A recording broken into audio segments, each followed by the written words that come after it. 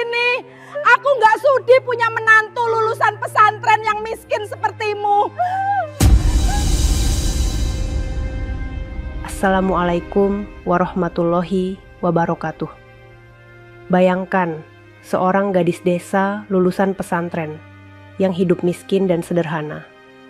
Ia menikah dengan seorang perwira TNI Angkatan Udara dari keluarga konglomerat. Hari pernikahan yang seharusnya indah justru berubah menjadi mimpi buruk. Ketika di atas pelaminan, sang mertua mempermalukan dia di depan para tamu undangan, bahkan menumpahkan makanan di kepalanya. Kejadian itu membuat ia menangis karena menahan rasa malu yang sangat luar biasa dari hinaan mertuanya tersebut. Mertuanya menganggap gadis pesantren itu hanyalah gadis miskin tanpa masa depan. Namun anggapan mertuanya ternyata salah. 2 hari kemudian, identitas gadis pesantren itu terkuak. Ternyata, sahabat semuanya, sebelum kita mulai cerita ini, mari tuliskan di komentar dari mana saja sahabat menonton cerita ini. Semoga yang subscribe channel Sudut Hikmah, kami doakan semoga dimudahkan segala urusannya, dilapangkan rezekinya, disehatkan badannya, dan dikabulkan segala hajat dunia akhirat oleh Allah Subhanahu wa Ta'ala. Amin ya Rabbal Alamin. Sekarang mari kita mulai ceritanya. Di sebuah desa kecil yang jauh dari hiruk-pikuk kota, hiduplah seorang gadis bernama Umi. Usianya baru 25 tahun, namun wajahnya begitu teduh, penuh kelembutan dan kesabaran. Sejak kecil Umi dibesarkan di pondok pesantren. Ia tidak pernah merasakan bangku sekolah negeri seperti anak-anak lain. Hari-harinya diisi dengan belajar mengaji, menghafal doa, dan membantu orang tuanya yang hidup serba kekurangan. Rumah Umi hanyalah bangunan sederhana dari papan kayu, dengan atap seng yang sering bocor ketika hujan turun. Ayahnya sudah lama sakit-sakitan, sementara ibunya hanya bisa berjualan sayur seadanya di pasar desa. Meski hidup pas-pasan, Umi tumbuh dengan akhlak mulia. Ia selalu menundukkan pandangan, berbicara lembut, dan senantiasa tersenyum meskipun hatinya kerap digelayuti beban hidup. Tetangga-tetangga sering memandang rendah Umi. Anak pesantren mana mungkin bisa berhasil, hanya bisa mengaji dan mengurus dapur. Begitu bisik-bisik yang kerap terdengar. Namun Umi tak pernah membalas. Ia hanya diam sambil berdoa dalam hati. Di tengah kesederhanaan itu, Umi tetap menaruh harapan besar. Ia percaya, Allah selalu punya cara indah untuk mengangkat derajat seseorang. Walau ia hanyalah gadis miskin lulusan pesantren, Umi yakin suatu hari nanti kehidupannya akan berubah. Namun ia tidak pernah menyangka, jalan perubahan itu datang melalui seorang pria gagah yang tiba-tiba hadir dalam hidupnya. Suatu sore, saat Umi sedang membantu ibunya merapikan dagangan yang tak laku di pasar, langkah seorang pria berseragam biru TNI AU menghampirinya. Tatapan mata pria itu tegas, tubuhnya tegap, dan wajahnya begitu berwibawa. Dialah Alfian, seorang perwira muda berusia 27 tahun, yang ternyata sedang berada di desa itu karena sebuah tugas. Pertemuan itu seakan menjadi awal takdir yang tak pernah Umi bayangkan sebelumnya. Tatapan mereka bersinggungan sesaat. Umi segera menunduk, sementara Alfian justru terdiam, seakan hatinya tersentuh oleh kesederhanaan gadis itu. Dalam hati, Umi berbisik lirih. Siapa sebenarnya pria ini, dan kenapa aku merasa ada sesuatu yang berbeda saat matanya menatapku? Cerita baru pun mulai terukir dalam hidup Umi. Meski ia belum tahu betapa besar ujian yang menantinya kelak, pasar desa sore itu mulai lengang. Beberapa pedagang satu persatu menutup lapak mereka, meninggalkan sisa-sisa sayur dan aroma rempah yang masih menggantung di udara. Umi dengan sabar merapikan dagangan ibunya yang tidak habis terjual. Wajahnya yang teduh tampak lelah, namun ada ketulusan yang sulit dijelaskan ketika ia menata cabai, tomat, dan kangkung yang layu di dalam keranjang. Tiba-tiba langkah tegas terdengar mendekat. Seorang pria dengan seragam biru tua, khas TNI Angkatan Udara, berhenti di depan lapak mereka. Sepatu hitamnya berkilau, tubuhnya tegap, dan sorot matanya memancarkan wibawa. Ia tampak berbeda dari para pemuda desa kebanyakan. "Permisi, Bu," sapa pria itu dengan suara mantap, menunduk sedikit memberi hormat. Ibu Umi mendongak, kaget sekaligus gugup melihat sosok itu. "Iya, Nak. Ada yang bisa dibantu?" tanyanya. Suaranya sedikit bergetar. Pria itu tersenyum tipis. "Saya ingin membeli beberapa sayur untuk makan malam. Kalau boleh, saya juga sekalian bertanya. Di mana saya bisa menemukan warung makan sederhana di sekitar sini?" Umi yang dari tadi hanya diam, akhirnya mendongak. Pandangannya bertemu sejenak dengan mata pria itu. Ada rasa aneh yang menyelinap di dadanya. Wajahnya memerah, buru-buru ia menunduk kembali. "Iya, Nak, boleh. Ini kangkung, tomat, sama cabai masih segar. Ambil saja semuanya," ucap Ibu Umi gugup sambil memasukkan sayur ke dalam plastik. "Terima kasih, Bu." Sebelum pergi, pria itu sempat melirik Umi. Pandangannya seakan bertanya-tanya siapa gadis sederhana dengan jilbab lusuh yang sibuk menunduk itu. Namun ia memilih tak banyak bicara. Malam harinya, di rumah sederhana Umi, ibunya bercerita. "Tadi siapa sangka ada tentara muda membeli sayur dari kita. Kelihatannya orang kota, wajahnya terpelihara, bukan seperti orang sini. Apa mungkin ada latihan militer dekat desa ini?" Umi hanya terdiam. Hatinya masih berdebar tanpa sebab. Ia sendiri tak tahu kenapa sosok pria tadi begitu membekas di pikirannya. Hari berganti. Beberapa kali Alfian, demikian namanya, datang lagi ke pasar itu. Selalu membeli sesuatu yang sederhana. Sayur, telur, atau bahkan sekadar seikat daun singkong. Setiap kali itu pula Umi berusaha menahan diri, tetap menunduk, tetap menjaga sikap. Namun diam-diam ia tahu, setiap kedatangan pria itu membuat hatinya bergetar. Suatu sore, Alfian memberanikan diri berbicara lebih banyak. "Ade, namamu siapa?" tanyanya lembut. Umi tertegun, menoleh sebentar lalu menunduk lagi. "Umi, Kak. Umi," ulang Alfian perlahan, seolah mencoba mengingat nama itu baik-baik. "Nama yang indah. Kamu tinggal di desa ini?" Umi mengangguk pelan. "Iya." Percakapan singkat itu membuat wajah Umi panas dingin. Ia tak terbiasa diperhatikan oleh seorang pria, apalagi sekelas perwira TNI yang jelas-jelas terlihat gagah dan terhormat. Hari-hari selanjutnya, Alfian kian sering berkunjung. Ia tak hanya membeli sayur, tetapi juga mulai mengobrol dengan Ibu Umi.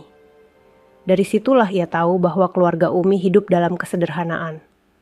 Ayahnya sakit-sakitan, ibunya hanya berdagang kecil-kecilan, dan Umi sendiri hanya lulusan pesantren yang kesehariannya mengajar mengaji anak-anak desa. Namun, justru kesederhanaan itulah yang membuat hati Alfian terpikat. Ia melihat ketulusan, kesabaran, dan akhlak yang jarang ditemui pada wanita di kota. Suatu hari, ketika matahari sore mulai tenggelam, Alfian datang dengan wajah sedikit lebih serius. Ia menatap Umi dan ibunya, lalu berkata, "Bu, saya ingin bertanya dengan niat baik. Apakah saya boleh bersilaturahmi ke rumah untuk berbicara dengan keluarga? Ada sesuatu yang ingin saya sampaikan secara resmi." Ibu Umi hampir menjatuhkan sayur yang sedang ia susun. "Maksudmu, Nak?" Alfian tersenyum, sorot matanya mantap. "Saya ingin melamar Umi menjadi istri saya." Hening sejenak. Jantung Umi serasa berhenti berdegup. Ia menunduk, wajahnya memanas, air matanya menetes tanpa disadari. Bagaimana mungkin seorang perwira muda dari keluarga berada bisa tertarik kepada dirinya yang hanya gadis pesantren miskin? Kabar itu cepat menyebar ke seluruh desa. Banyak tetangga yang tak percaya.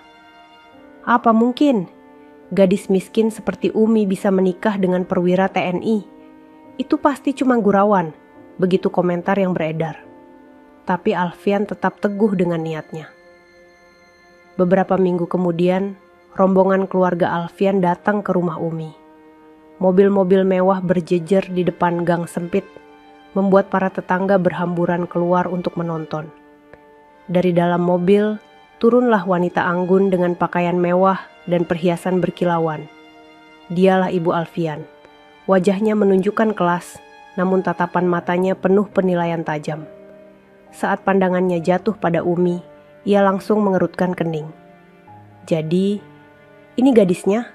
katanya sinis. Ibu Umi menunduk sopan. "Iya, Bu. Ini anak saya. Hanya lulusan pesantren." Sang ibu menambahkan, kali ini dengan nada mencemooh. Umi merasakan dadanya sesak. Kata-kata itu menusuk hatinya, tapi ia berusaha tetap sabar. Ia tahu, jalan menuju kebahagiaan pasti tidak mudah. Meski begitu, Alfian tetap tegas di hadapan keluarganya. "Ini pilihanku. Aku mencintai Umi, bukan karena statusnya, tapi karena hatinya." Hari lamaran pun berlangsung sederhana, tanpa pesta besar. Namun di balik itu, Ibu Alfian mulai menyimpan amarah dan rasa tak terima. Ia merasa anaknya yang seorang perwira gagah telah dipermalukan karena memilih gadis miskin tak berpendidikan tinggi. Hari pernikahan ditentukan. Semua persiapan megah dilakukan oleh keluarga Alfian. Gedung besar, dekorasi mewah, undangan para pejabat, semuanya hadir. Umi hanya bisa berdoa agar hari itu berjalan lancar. Namun ia tidak tahu, badai penghinaan yang menyakitkan sedang menantinya di atas pelaminan. Sebelum akad nikah dimulai, Umi duduk di ruang rias. Tangannya gemetar memegang bunga melati yang menghiasi kepalanya. Seorang kerabat berbisik, "Kamu harus kuat, Mi. Tidak semua orang akan menyambutmu dengan baik. Tapi ingat, kesabaran selalu akan menang."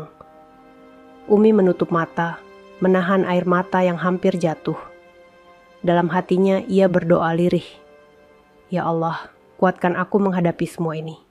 Aku tidak punya apa-apa selain doa." Ketika musik pernikahan mulai bergema, langkah Umi perlahan menuju pelaminan di samping Alfian yang gagah dengan seragam putih lengkap TNI AU. Semua tamu undangan berdiri, kagum melihat betapa indahnya pasangan itu. Namun di balik senyum-senyum palsu, bisikan-bisikan meremehkan masih terdengar. "Itu gadis desa, kan? Hanya lulusan pesantren. Bagaimana bisa berdampingan dengan perwira muda?" Umi mencoba menutup telinganya. Tapi ia tidak pernah menyangka rasa sakit yang lebih dalam masih menunggunya di hadapan semua orang. Hari itu, cahaya lampu kristal berkilauan di gedung megah, tempat pernikahan Umi dan Alfian digelar. Dinding-dinding berhias bunga mawar putih dan melati, sementara karpet merah terbentang dari pintu masuk menuju pelaminan. Para tamu undangan berdatangan dengan pakaian terbaik mereka. Sebagian pejabat tinggi, pengusaha, hingga keluarga besar Alfian yang terkenal kaya raya. Umi duduk di samping Alfian di atas pelaminan panjang berhias ukiran emas. Gaun pengantin yang dikenakannya sederhana dibandingkan gaun-gaun pengantin kalangan atas. Meski demikian, kecantikan alaminya tetap memancarkan keteduhan.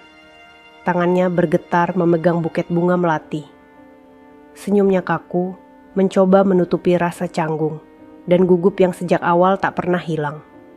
Di hadapan mereka, tamu undangan sibuk berbisik-bisik. "Itu istrinya Alfian. Serius hanya lulusan pesantren desa?" Wajahnya memang cantik, tapi latar belakangnya tidak seimbang sama sekali. Pantas saja ibunya Alfian kelihatan muram. Bisikan-bisikan itu menusuk telinga Umi. Ia menunduk, berusaha menahan air mata agar tidak jatuh. Alfian yang duduk di sampingnya meremas pelantangan istrinya, memberi kekuatan. Acara resepsi berjalan. Para tamu mulai antre di meja prasmanan, mengambil makanan dengan tertib. Di tengah riuh rendah musik gamelan modern yang mengalun, tiba-tiba sebuah suara lantang terdengar dari arah pelaminan. Suara itu datang dari Ibu Alfian. "Berhenti semua!" teriaknya sambil berdiri dari kursi keluarga. Suasana seketika hening. Para tamu yang sedang mengambil makanan berhenti. Musik pun mendadak terhenti, hanya menyisakan detak jantung Umi yang berdebar kencang. Dengan langkah angkuh, Ibu Alfian maju ke tengah ruangan. Gaun kebaya emas yang dikenakannya berkilauan di bawah lampu, sementara perhiasan berlian di leher dan tangannya berkilat menyilaukan mata. Tatapannya tajam tertuju pada Umi. "Lihatlah semua orang," katanya dengan suara penuh amarah. "Ini menantu yang dipilih anakku. Seorang gadis miskin, hanya lulusan pesantren kampung. Tidak pantas mendampingi Alfian yang sudah bekerja keras, dididik tinggi, dan berasal dari keluarga konglomerat." Bisikan tamu semakin riuh. Sebagian terkejut, sebagian lagi menutup mulutnya. Tidak percaya seorang ibu bisa berkata sekeras itu di tengah resepsi mewah. Wajah Umi memucat. Tangannya bergetar hebat. Ia menunduk semakin dalam, berharap bumi bisa menelannya saat itu juga. Air matanya menetes, menodai riasan sederhana di pipinya. "Dengar kalian semua," lanjut Ibu Alfian lantang. "Aku sudah bilang sejak awal, aku tidak setuju. Gadis ini hanya membawa aib bagi keluarga kita. Bagaimana mungkin keluarga sebesar kita menerima menantu yang bahkan tidak tamat sekolah umum? Apa kata orang nanti? Apa kata kerabat kita?" Alfian berdiri, wajahnya merah padam menahan amarah. "Ibu, cukup. Jangan permalukan istriku di depan semua orang." Namun Ibu Alfian menepis kata-kata itu. "Diam kamu, Alfian. Kau dibutakan oleh rasa kasihan dan wajah manis gadis ini. Kau lupa siapa dirimu. Kau lupa siapa keluargamu." Suasana semakin mencekam. Para tamu menahan napas, tak berani bicara. Hanya suara tangis lirih Umi yang terdengar, meski ia berusaha menutup mulutnya agar tidak terdengar jelas. Tiba-tiba, dalam amarahnya, Ibu Alfian melangkah ke meja prasmanan. Ia meraih sebuah wadah stainless besar berisi rendang dan nasi padang yang masih penuh. Dengan wajah menyala-nyala, ia mengangkat wadah itu tinggi-tinggi. "Kalau memang ingin jadi menantu keluarga ini, terimalah kehinaan ini," teriaknya. Tanpa ragu, ia menumpahkan wadah penuh makanan itu tepat di atas kepala Umi. Biur. Makanan panas bercampur kuah lengket mengalir di kepala Umi, menodai gaun pengantinnya, membasahi wajah dan tubuhnya. Suara tamu serentak teriak kaget. Beberapa menutup mulut dengan tangan, sebagian lagi berdiri dari kursi dengan wajah syok. Umi menjerit lirih, tubuhnya gemetar, tangisnya pecah. Gaun putih yang tadi indah, kini kotor penuh kuah coklat dan nasi yang menempel.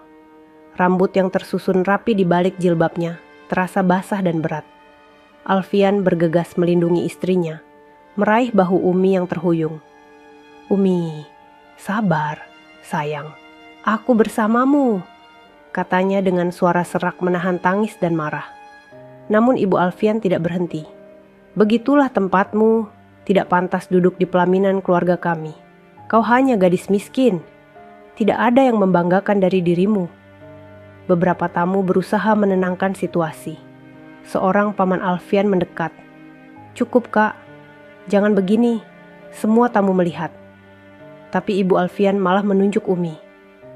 "Biar semua orang tahu, aku tidak mengakui pernikahan ini."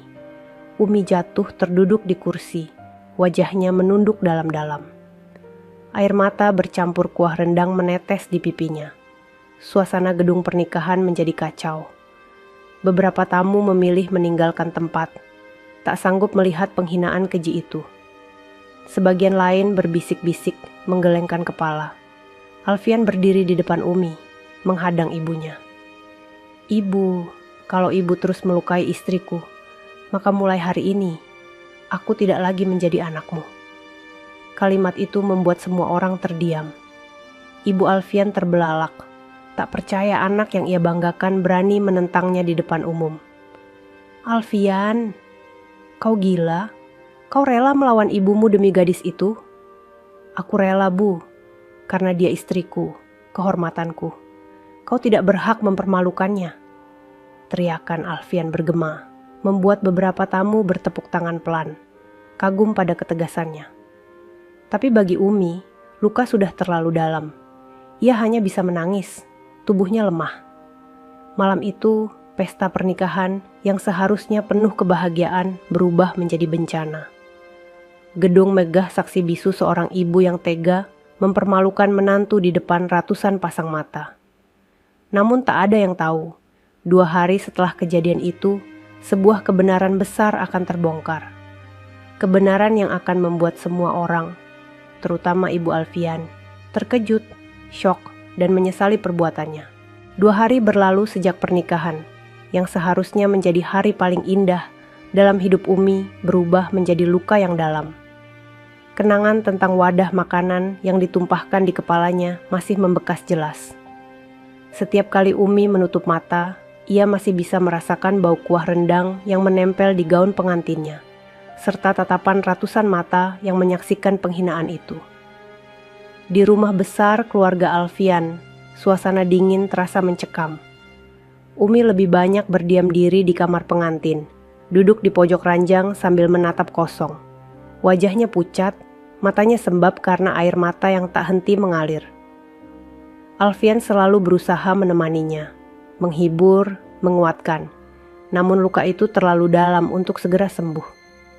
"Umi, maafkan aku," kata Alfian pelan sambil menggenggam tangan istrinya. "Aku seharusnya bisa mencegah semua itu. Aku tak pernah menyangka ibu berbuat sejauh itu."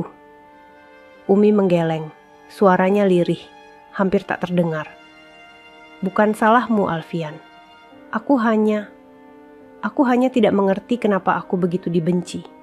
Padahal aku tidak pernah meminta apapun. Aku hanya ingin menjadi istrimu yang sederhana." Alfian menunduk, rasa bersalah menggerogoti dadanya. Ia tahu, menghadapkan Umi pada keluarganya berarti menyerahkan gadis itu pada ujian yang berat. Namun ia juga yakin, suatu hari nanti semua akan berubah. Ia hanya tidak tahu bagaimana caranya. Di sisi lain rumah, Ibu Alfian masih bergelimang dalam egonya. Sejak pesta pernikahan itu, ia bahkan tak pernah menengok kamar pengantin. Baginya, Umi hanyalah noda yang mencoreng kehormatan keluarga besar. Anak itu hanya membawa malu, gumamnya setiap kali berbicara dengan kerabat. "Aku tidak akan pernah mengakuinya." Namun takdir sudah menyiapkan kejutan besar. Hari itu, ketika Alfian sedang bertugas ke markas sebentar, seorang tamu tak diundang datang ke rumah.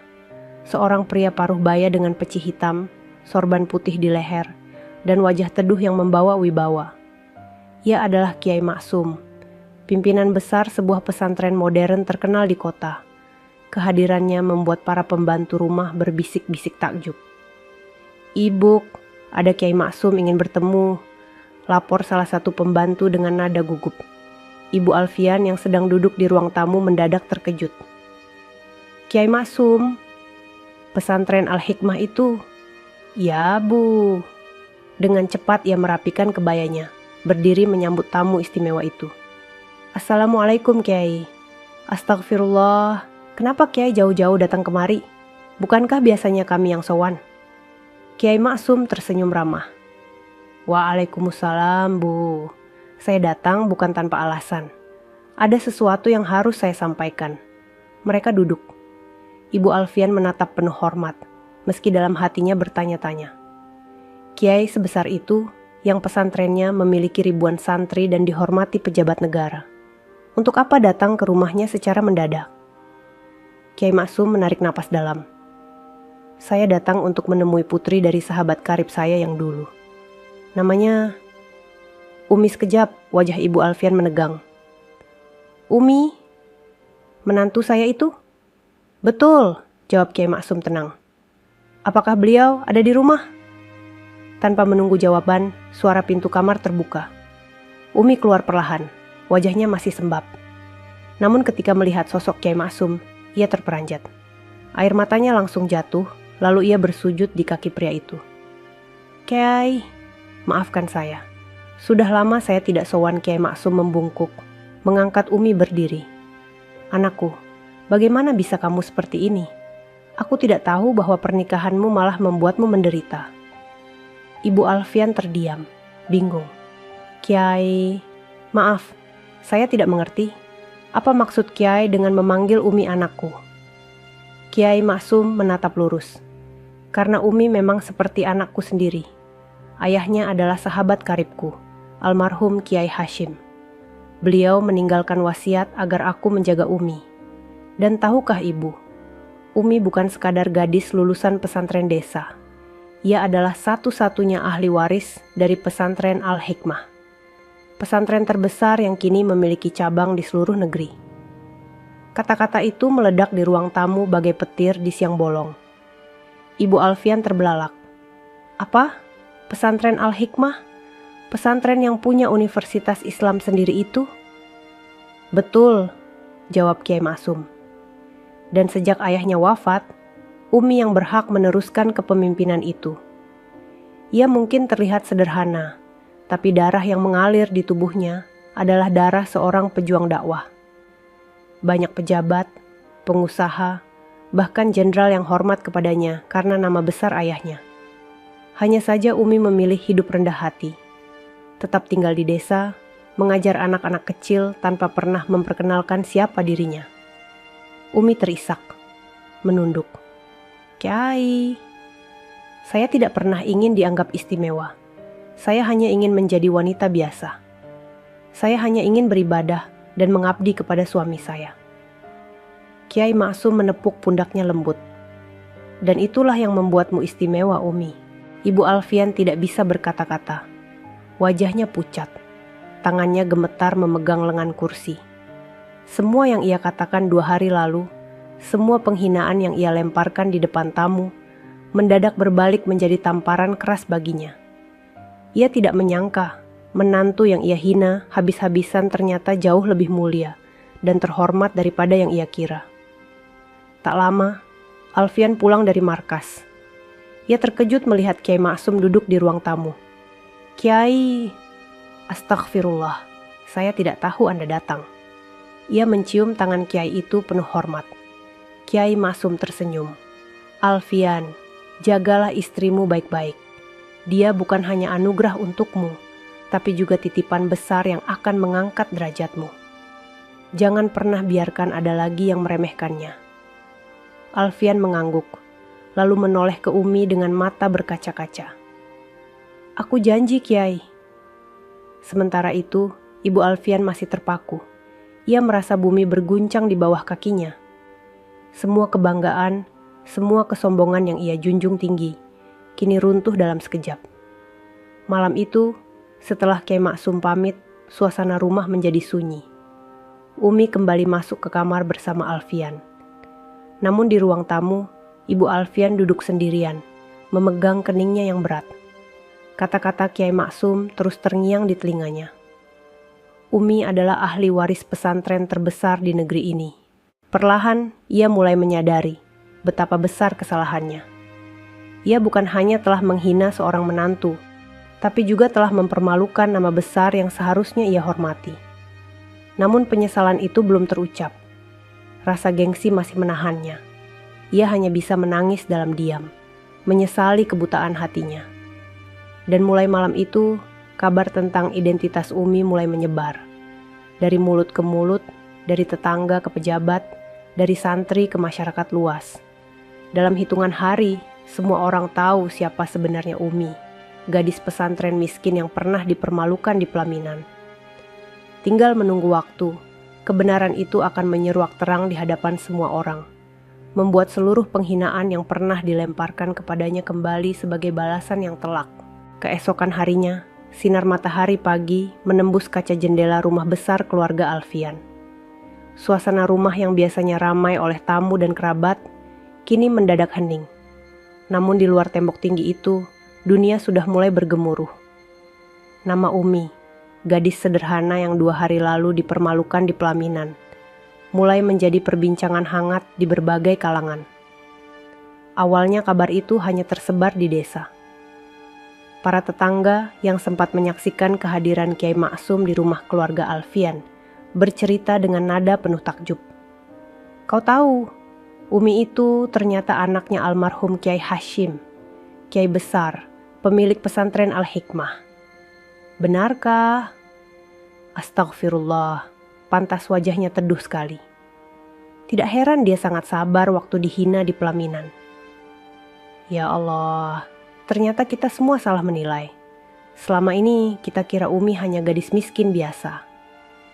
Bisikan itu merambat cepat keluar desa. Kabar menyebar ke kota, masuk ke telinga para santri alumni pesantren Al-Hikmah, hingga sampai ke media lokal. Dalam waktu singkat, berita itu muncul di halaman depan koran harian. Judulnya mencolok, "Menantu perwira TNI ternyata ahli waris pesantren terbesar." Artikel itu mengisahkan riwayat Umi, putri dari Kiai Hashim, tokoh besar yang selama hidupnya dihormati karena keilmuannya dan perjuangannya membangun pesantren. Dituliskan juga bagaimana Umi memilih hidup sederhana, jauh dari gemerlap dunia, hingga akhirnya menikah dengan Alfian.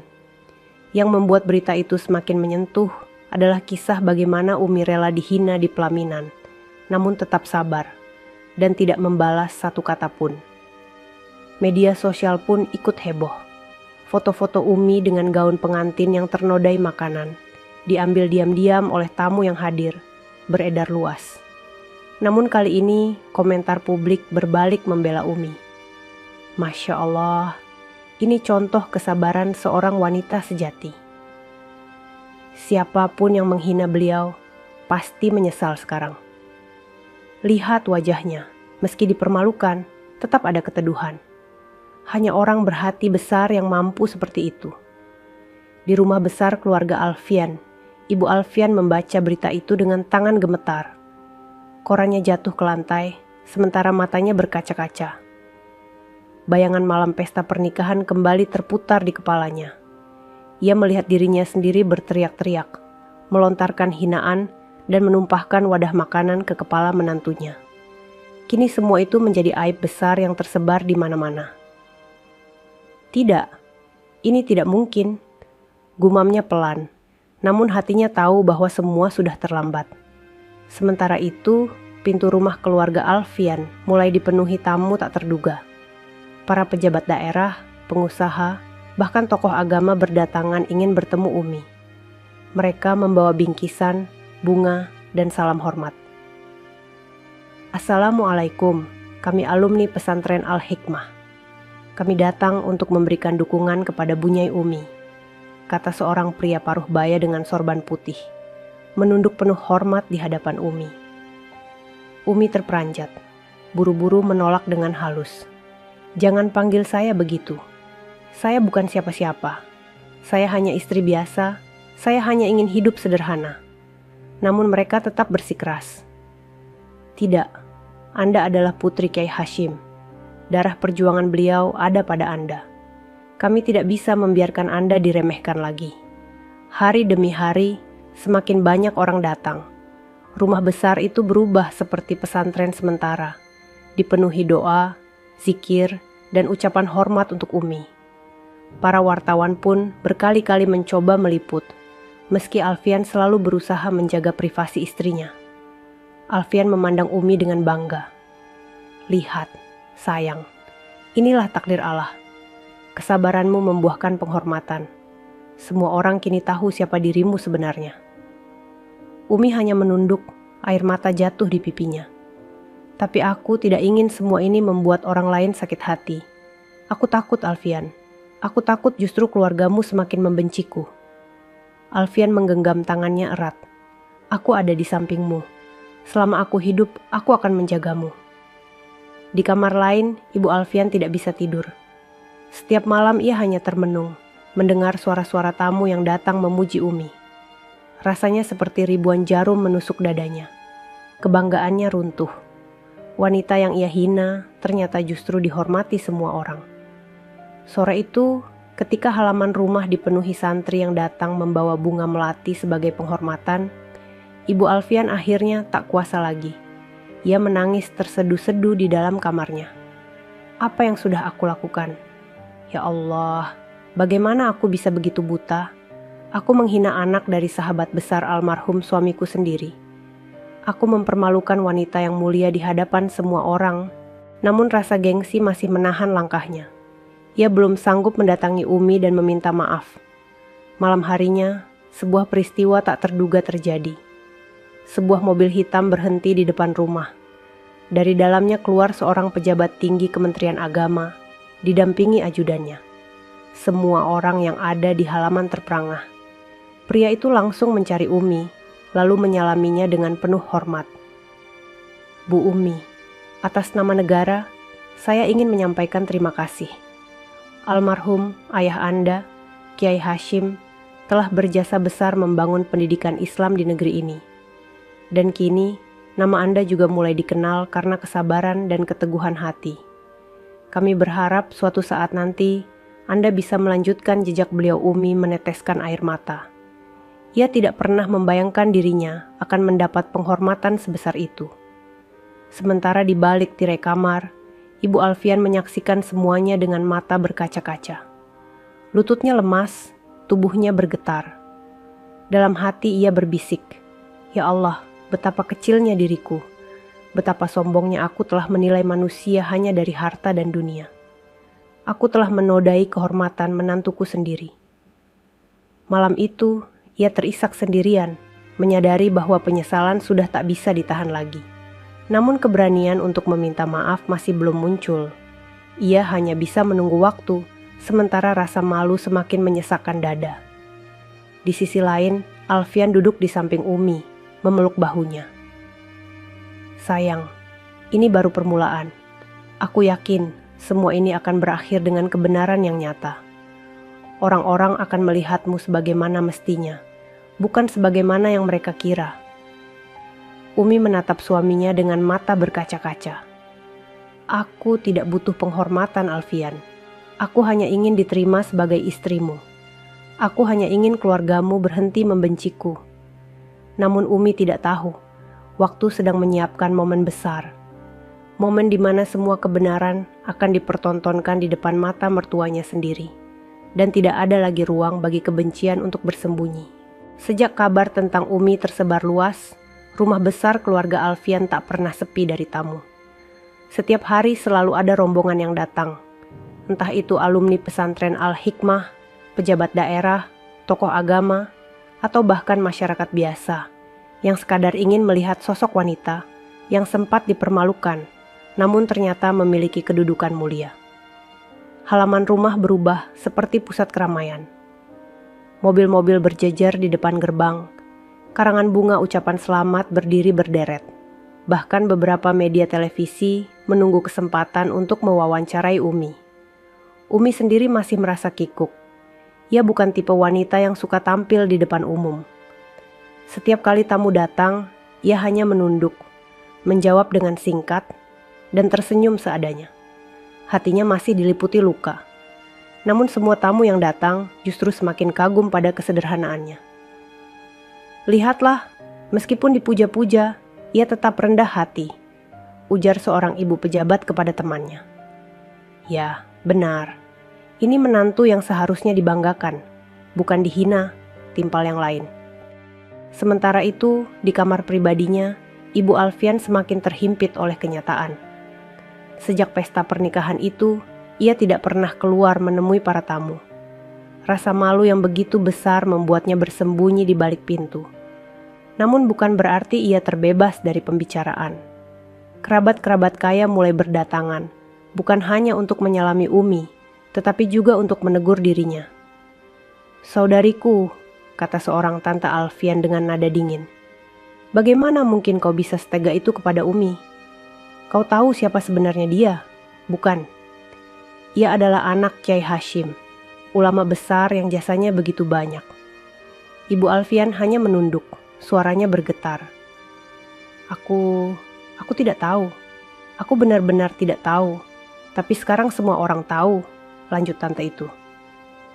"Dan kau, yang seharusnya menunjukkan kebijaksanaan sebagai orang tua, malah mempermalukannya. Kau sadar, bukan, betapa besar aib yang sudah kau buat." Kata-kata itu menusuk lebih dalam daripada pisau.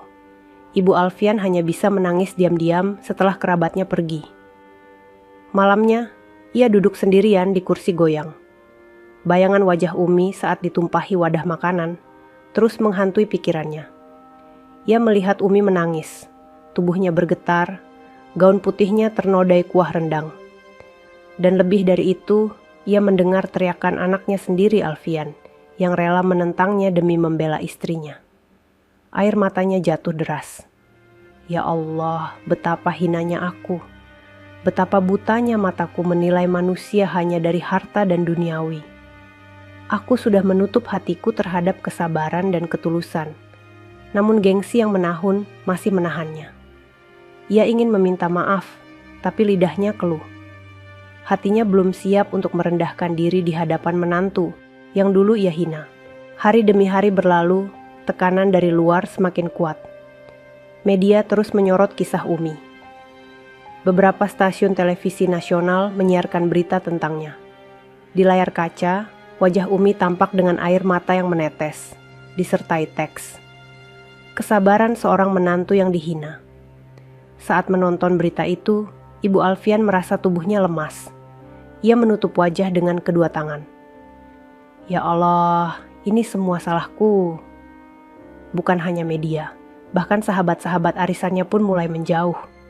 Di grup pertemanan, ia hanya bisa membaca pesan-pesan menyakitkan. Aku malu punya teman sepertimu.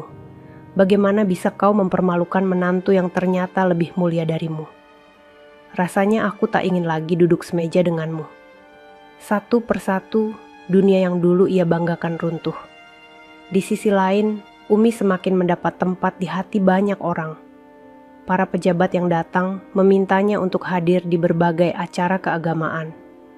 Namun Umi selalu menolak halus, memilih tinggal di rumah dan merawat suaminya. Ia tidak ingin mencari ketenaran dari penderitaannya. Sore itu, ketika Alfian pulang dari markas, ia melihat istrinya duduk di serambi rumah, mengajar beberapa anak kecil membaca Al-Quran. Suara Umi lembut, menuntun mereka satu persatu dengan penuh kesabaran. Alfian berdiri terpaku, hatinya bergetar. Inilah alasanku memilihmu, Umi, bisiknya dalam hati. Kau bukan hanya istriku, kau adalah cahaya yang menuntunku. Di dalam rumah, Ibu Alfian mengintip dari balik tirai. Air matanya kembali jatuh. Ia menyaksikan sendiri bagaimana menantunya, yang dulu ia hina sebagai gadis miskin tak berguna, justru kini menjadi teladan bagi banyak orang. Anak-anak kecil duduk dengan sopan, mendengarkan setiap lantunan ayat dari bibir Umi. Hatinya semakin hancur. Malam itu, ia tak sanggup lagi. Ia mengetuk pelan pintu kamar pengantin. Alfian membuka pintu dengan wajah terkejut. Ibu, ada apa? Ibu Alfian menunduk, suaranya lirih. Boleh aku bicara dengan Umi? Umi yang duduk di tepi ranjang menoleh. Jantungnya berdetak kencang. Ini pertama kalinya sang mertua ingin menemuinya sejak hari pernikahan. Dengan langkah gemetar, Ibu Alfian masuk. Matanya sembab, wajahnya penuh penyesalan. Ia mendekati Umi, lalu tiba-tiba berlutut di hadapannya. Umi, maafkan aku, katanya sambil menangis terseduh-seduh. Aku sudah berbuat sangat keji kepadamu. Aku sudah buta oleh kesombongan. Aku tidak tahu siapa dirimu sebenarnya.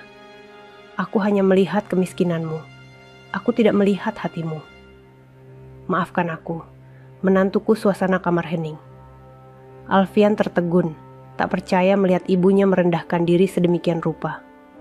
Umi menutup mulutnya dengan tangan, air matanya jatuh deras. Dengan hati bergetar, ia mengangkat tubuh ibu mertuanya. Ibu, jangan seperti ini. Saya tidak pernah menyimpan dendam. Semua yang terjadi sudah menjadi takdir Allah. Saya sudah memaafkan ibu sejak hari itu juga. Tangisan mereka pecah bersamaan. Ibu mertua dan menantu yang dulu terpisah oleh kesombongan kini dipersatukan oleh air mata penyesalan. Namun, meski kata maaf telah terucap, perjalanan mereka belum selesai. Masih ada banyak mata di luar sana yang menilai. Masih ada rasa malu yang harus ditebus. Dan jalan menuju pengakuan penuh masih panjang. Sejak malam itu, ketika kata maaf akhirnya terucap di kamar pengantin, suasana rumah besar keluarga Alfian sedikit berubah. Hubungan antara Umi dan ibu mertuanya tidak lagi setegang sebelumnya. Namun, meski sudah meminta maaf secara pribadi, hati kecil ibu Alfian masih digelayuti kegelisahan. Ia tahu, kesalahannya bukan hanya terhadap Umi, tetapi juga terhadap ratusan tamu undangan yang menyaksikan kejadian memalukan di pelaminan. Lebih parah lagi, Kini seluruh masyarakat bahkan media telah mengetahui aib itu. Pagi itu, saat duduk di kursi ruang tamu, Ibu Alfian membuka lembaran koran terbaru. Wajah Umi terpampang besar di halaman depan. Judulnya membuat hatinya kembali bergetar. Wanita pesantren yang dihina kini dihormati semua kalangan. Tangannya gemetar memegang koran. Air matanya jatuh menetes di atas huruf-huruf berita. Ya Allah, bisiknya lirih. Bagaimana aku bisa menebus semua ini? Aku sudah membuat dunia membenciku.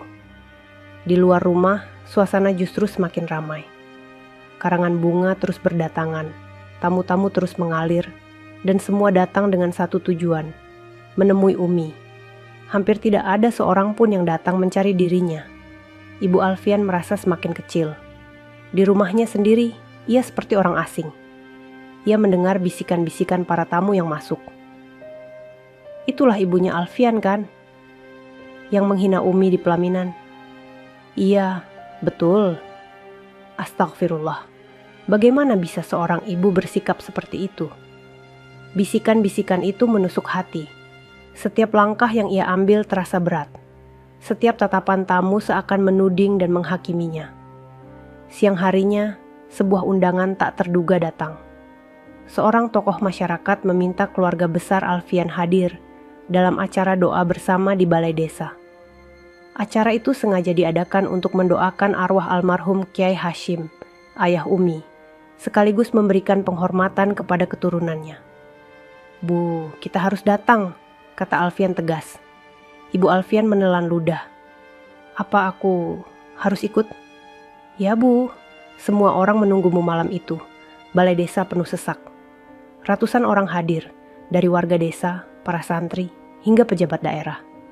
Di depan ruangan, Umi duduk tenang, mengenakan jilbab putih sederhana. Wajahnya teduh meski matanya masih menyimpan luka. Di sampingnya, Alfian mendampingi dengan seragam kebanggaan TNI AU. Ketika rombongan keluarga Alfian masuk, suasana seketika berubah. Semua mata menoleh. Bisikan-bisikan terdengar lagi. Itu dia, ibu mertua yang menghina Umi. Apakah dia berani meminta maaf di depan umum? Langkah Ibu Alfian terasa berat. Jantungnya berdebar kencang. Wajahnya tertunduk, tak sanggup menatap kerumunan. Ia duduk di kursi depan, namun tubuhnya terasa lemas. Setelah doa bersama selesai, Kiai Maksum yang memimpin acara berdiri. Suaranya lantang namun lembut. Malam ini, kita tidak hanya mendoakan almarhum Kiai Hashim, tetapi juga merenungkan makna akhlak. Sebab akhlak lebih tinggi derajatnya daripada kedudukan duniawi. Dan kita semua telah menyaksikan, 2 hari lalu ada ujian besar yang menimpa menantu beliau, Ananda Umi. Ruangan hening. Semua menunggu apa yang akan terjadi. Kiai Maksum menoleh ke arah Umi. Anakku, engkau sudah menunjukkan kesabaran yang luar biasa. Engkau sudah menjadi teladan bagi banyak orang. Lalu pandangan Kiai Maksum beralih kepada Ibu Alfian. Dan malam ini kita juga ingin mendengar sesuatu dari seorang ibu. Karena tidak ada kata terlambat untuk bertaubat dan memperbaiki kesalahan. Semua mata kini tertuju pada Ibu Alfian. Ia gemetar. Tangannya bergetar hebat, bibirnya keluh. Namun ia tahu, inilah saatnya. Dengan langkah tertatih, ia berdiri. Suaranya bergetar, namun cukup lantang terdengar ke seluruh ruangan. Assalamualaikum, saudara-saudara sekalian. Malam ini aku berdiri dengan penuh rasa malu. Aku adalah orang yang telah menghina menantuku sendiri, Umi, di hari pernikahannya. Aku menumpahkan makanan di kepalanya, aku merendahkannya di depan kalian semua. Beberapa orang menarik napas keras, sebagian menunduk, sebagian lagi menatap dengan mata tajam. Aku tahu, tidak ada yang bisa menghapus kejadian itu. Tapi malam ini aku ingin memohon ampun. Pertama kepada Allah, lalu kepada kalian semua. Dan terutama kepada Umi. Aku hanyalah seorang ibu yang dibutakan oleh kesombongan. Aku salah menilai, aku salah memperlakukan. Ampunilah aku. Tangisnya pecah. Air matanya jatuh deras, membasahi kebaya mewah yang dikenakannya. Ia berlutut di depan Umi, di hadapan semua orang. Ruangan bergemuruh. Beberapa orang menutup mulut, tak percaya seorang wanita yang biasanya angkuh kini rela merendahkan diri di depan publik. Umi terperanjat. Air matanya ikut jatuh. Dengan cepat ia berdiri, mengangkat tubuh ibu mertuanya. "Ibu, jangan seperti ini. Saya sudah memaafkan ibu sejak lama. Tidak ada lagi yang perlu diungkit. Mari kita mulai lembaran baru." Tangisan mereka bersatu. Suasana balai desa menjadi haru. Banyak orang ikut menangis, teringat akan dosa dan kesalahan masing-masing. Kiai Maksum mengangguk, matanya berkaca-kaca. Inilah bukti kebesaran hati. Allah meninggikan derajat orang yang mau merendahkan dirinya demi kebenaran malam itu menjadi titik balik. Ibu Alfian yang sebelumnya dibenci dan dihujat, mulai mendapat simpati kembali karena keberaniannya meminta maaf di hadapan umum. Namun jalan menuju penerimaan penuh masih panjang. Rasa malu tidak akan hilang secepat itu. Sepulang dari acara, di dalam mobil, Ibu Alfian menggenggam tangan Umi dengan erat. "Terima kasih nak, sudah mau memaafkan. Aku tahu tidak pantas bagiku berharap lebih. Tapi aku ingin menebus semuanya, sedikit demi sedikit. Aku ingin dunia tahu bahwa aku bangga memilikimu sebagai menantu." Umi tersenyum lembut, meski air matanya masih menetes. "Ibu tidak perlu membuktikan apapun. Cukup sayangi kami, itu sudah lebih dari cukup." Namun di dalam hati, Ibu Alfian bertekad. Ia akan melakukan apapun untuk menunjukkan penyesalannya. Bahkan jika harus menghadap publik berkali-kali, ia siap melakukannya. Dan sejak malam itu, cerita mereka tidak lagi hanya tentang luka, tapi juga tentang perjalanan penebusan, perjuangan seorang ibu mertua yang berusaha memperbaiki kesalahan besar di hadapan dunia. Hari-hari setelah acara doa bersama di balai desa berjalan dengan nuansa baru. Nama Umi semakin dikenal, bukan hanya di desa tetapi juga hingga ke kota-kota besar. Media nasional masih terus menyorotnya. Bahkan beberapa tokoh terkenal menyebutnya sebagai simbol kesabaran seorang wanita. Namun bagi Umi, semua itu terasa berat. Ia tidak pernah bercita-cita menjadi sorotan. Baginya, kehidupan sederhana sudah lebih dari cukup. Ia hanya ingin membangun rumah tangga dengan Alfian, mendampingi suaminya, dan tetap mengajar anak-anak mengaji. Tapi keadaan sudah berubah. Dunia seakan memaksanya melangkah ke panggung yang lebih besar. Di tengah hiruk-pikuk itu, Ibu Alfian mulai menepati ucapannya. Sejak meminta maaf di balai desa, ia tak lagi mengurung diri. Ia berusaha hadir setiap kali ada tamu yang datang. Meski awalnya banyak yang masih menatapnya sinis, ia mencoba menundukkan kepala, menerima semua ucapan dengan rendah hati. "Terima kasih sudah datang," ucapnya lirih, setiap kali ada tamu yang menyalami Umi.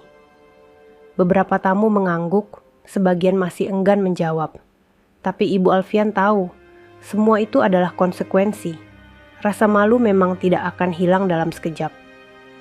Suatu siang, sebuah undangan resmi datang dari pemerintah daerah. Umi diminta hadir dalam acara peringatan Hari Besar Islam di alun-alun kota. Panitia secara khusus meminta Umi duduk di kursi kehormatan, mendampingi para tokoh agama. Alfian membaca undangan itu dengan serius. "Sayang, ini undangan resmi. Tidak mungkin kita menolaknya." Umi menunduk, wajahnya cemas. "Aku takut Alfian. Aku bukan siapa-siapa. Aku tidak pantas duduk di sana. Justru karena kesederhanaanmu, mereka mengundangmu," jawab Alfian menenangkan. "Dan kali ini kita tidak sendiri. Ibu juga akan ikut mendengar itu." Ibu Alfian yang duduk di kursi dekat mereka terdiam. Dadanya berdebar keras. Ia sadar, ini akan menjadi ujian besar baginya. Seluruh masyarakat akan melihat apakah ia benar-benar menyesal atau hanya pura-pura. Hari itu pun tiba. Alun-alun kota dipenuhi ribuan orang. Spanduk besar terbentang. Peringatan Hari Besar Islam dan doa bersama. Di panggung utama, kursi-kursi disusun rapi untuk para tamu kehormatan. Umi datang dengan pakaian sederhana, gamis putih polos dan jilbab biru muda. Wajahnya teduh meski matanya tampak gugup. Di sampingnya, Alfian mengenakan seragam TNI AU, tegap dan gagah. Dan di belakang mereka, berjalanlah Ibu Alfian dengan kebaya sederhana, jauh dari kemewahan yang biasanya ia kenakan. Begitu rombongan mereka tiba, riuh rendah suara terdengar dari kerumunan. Itu dia Bu Umi, yang kemarin dihina di pelaminan. Dan itu mertuanya. Ya Allah, aku tidak percaya ia berani muncul. Tatapan mata dari ribuan orang seakan menusuk ke tubuh Ibu Alfian. Tangannya gemetar, langkahnya hampir goyah. Tapi ia menggenggam erat tas kecilnya, menahan diri agar tidak mundur. Aku harus kuat, aku harus menebus semua ini, bisiknya dalam hati. Acara dimulai dengan lantunan ayat suci. Setelah itu, seorang pembawa acara mempersilakan tamu kehormatan naik ke panggung. Umi didampingi Alfian naik perlahan. Semua mata tertuju padanya. Kilatan kamera berulang kali menyambar, memotret wajahnya yang teduh. Namun perhatian sebagian besar orang justru tertuju pada Ibu Alfian. Mereka menunggu apa yang akan dilakukannya. Apakah ia akan duduk angkuh seperti dulu, ataukah benar-benar berubah? Dan saat itulah sesuatu yang mengejutkan terjadi. Ketika Umi hendak duduk di kursi kehormatan, Ibu Alfian tiba-tiba maju. Ia menarik kursi, lalu menunduk, mengatur agar menantunya duduk dengan nyaman. Semua orang terperangah. Seorang ibu mertua yang dulu mempermalukan menantunya di pelaminan, kini berdiri di depan ribuan orang, menundukkan diri untuk melayani Umi. Bisikan kagum terdengar di mana-mana. Allahu Akbar, dia sungguh-sungguh menyesal. Lihatlah, ia bahkan rela merendahkan diri.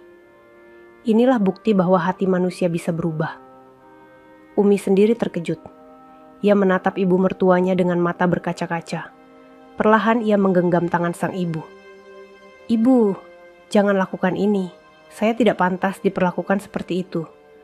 Namun Ibu Alfian menggeleng, air mata menetes di pipinya. Biarkan aku, Nak. Biarkan aku menebus semua kesalahanku. Dulu aku mempermalukanmu di depan banyak orang. Sekarang biarkan aku belajar merendahkan diriku di depan banyak orang juga. Suasana panggung mendadak haru. Banyak orang yang hadir menitikkan air mata. Kamera televisi yang menyorot menyiarkan momen itu ke seluruh negeri. Acara berlanjut dengan khidmat.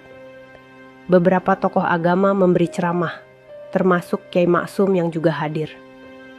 Dalam ceramahnya ia berkata, jangan pernah kita menilai seseorang dari dunia yang tampak, karena Allah selalu melihat hati. Hari ini kita belajar dari seorang menantu yang sabar, dan seorang ibu mertua yang berani meminta maaf. Tepuk tangan bergemuruh. Umi menunduk, meneteskan air mata, sementara Ibu Alfian terisak dalam diam. Sepulang dari acara, suasana mobil hening. Namun tiba-tiba Ibu Alfian memecah keheningan.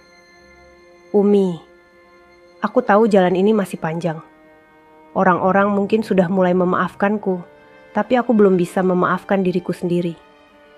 Aku ingin melakukan lebih banyak, agar suatu hari aku bisa berdiri di hadapan Allah dengan tenang. Umi menoleh, senyumnya lembut meski wajahnya basah oleh air mata. Ibu, penyesalan sudah cukup sebagai awal. Allah Maha Pengampun. Yang penting, mulai hari ini kita berjalan bersama, bukan saling menjatuhkan. Alfian yang duduk di kursi kemudi menatap mereka lewat kaca spion. Matanya berkaca-kaca.